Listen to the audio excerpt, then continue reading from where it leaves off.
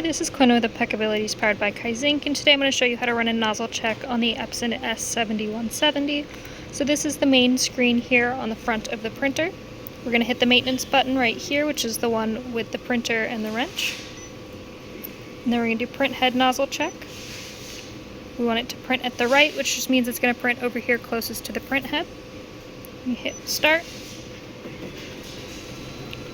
It's going to initialize and then it's going to start to warm up. You can bypass the warm up on this because it's not a print that we're going to be using for anything. So you can hit start here to skip it. It's going to ask to verify and hit start printing.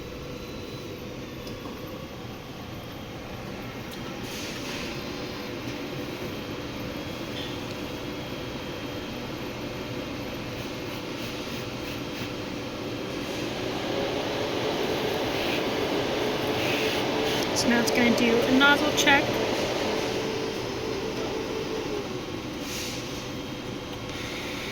So it's going to show you on the screen what you're looking for.